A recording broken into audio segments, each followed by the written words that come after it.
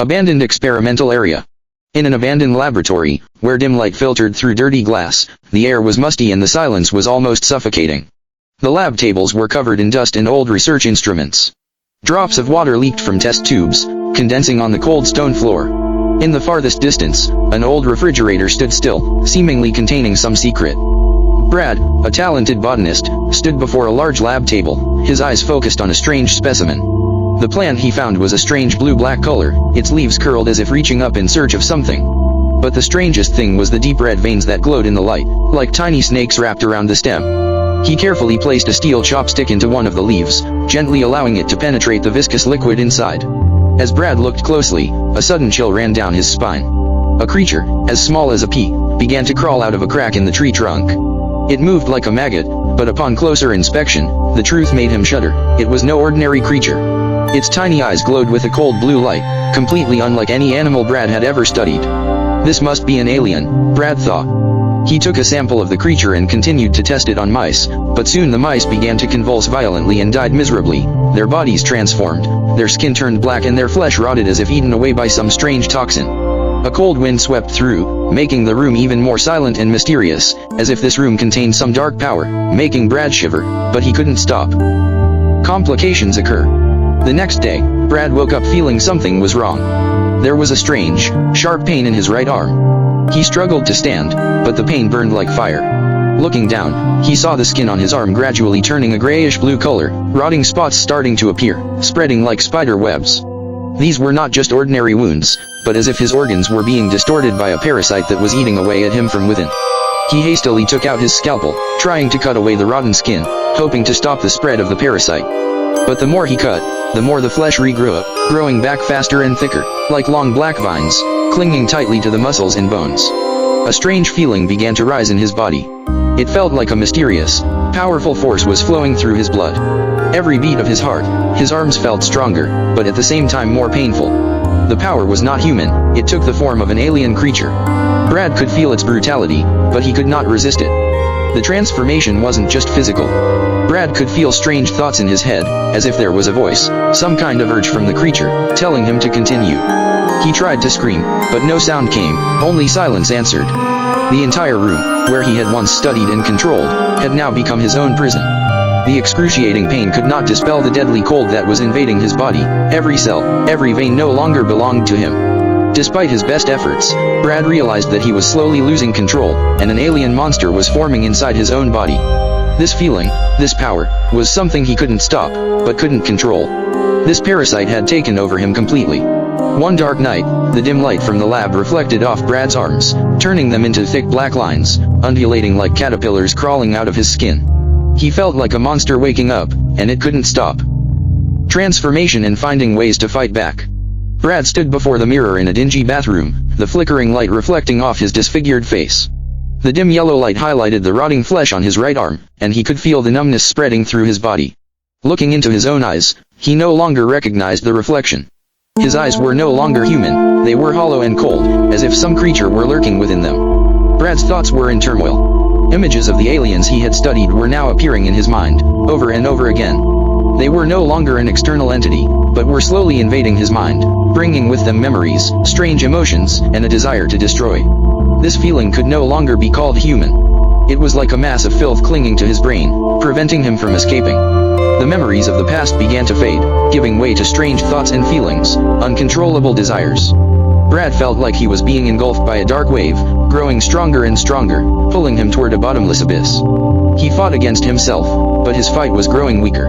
His body had changed, but his mind was also being invaded by this breaking wave.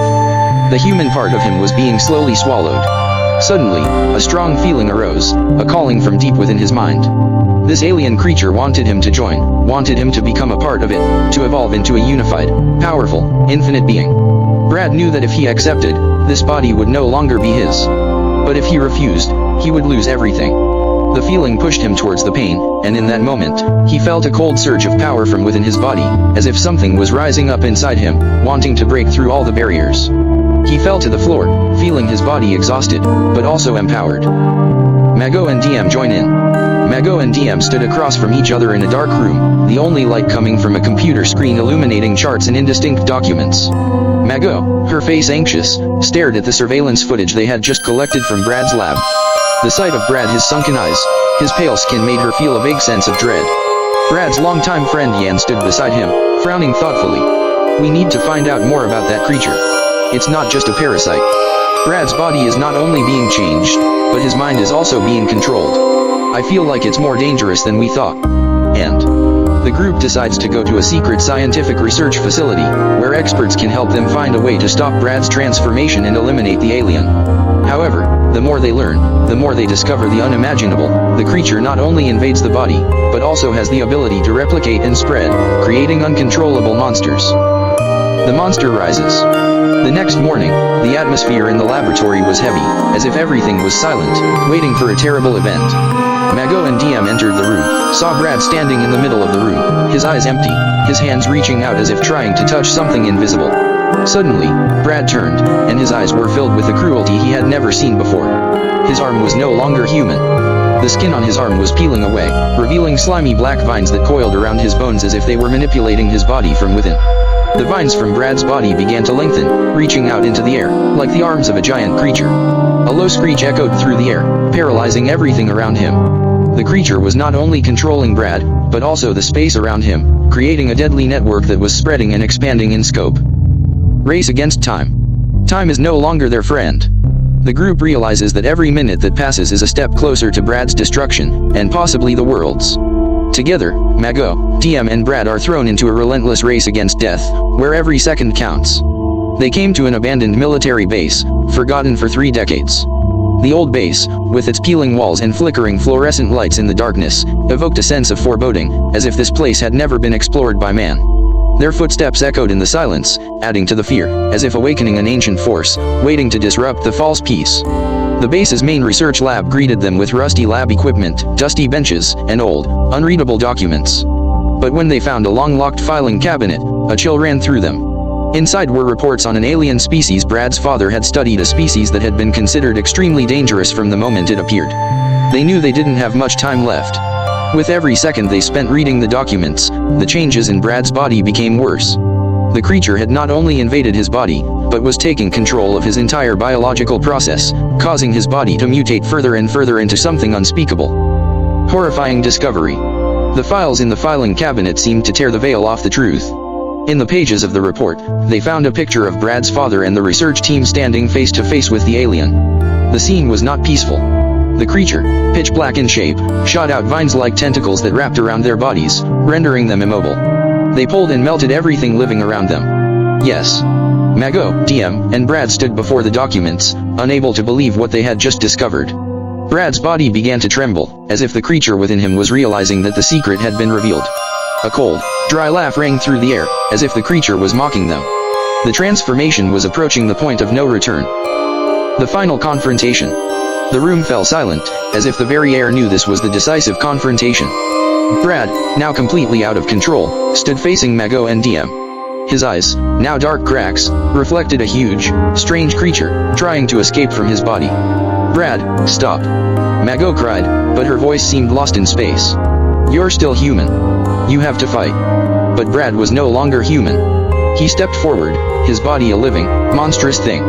His arms stretched out, tangled in black, slimy vines. A screech came from deep within his chest, not human but uncontrollable monster. DM, without thinking, rushed forward, trying to pull Brad back.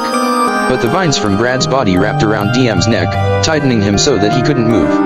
The power from the alien creature had taken over his entire body, controlling him like a puppet. The final choice. Mago watched Brad's transformation, heartbroken but knowing it was the only option. She couldn't let him continue, couldn't let the creature spread any further.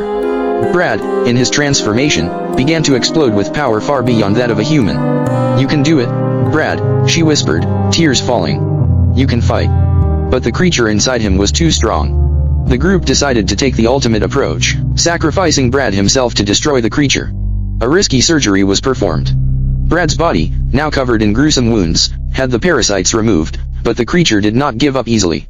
Finally, as the transformation subsided, Brad fell, exhausted, his eyes only a faint human light left. An ambiguous ending. Brad had returned to his human form, but his return was incomplete. His body, though no longer possessed, still bore traces of the alien. He felt something strange inside him, an undercurrent that would never go away. Is this danger really over? Could the aliens return and take him over again? Brad stood alone, looking out at the horizon, where darkness still covered, and that question still haunted him, opening a new chapter full of mystery.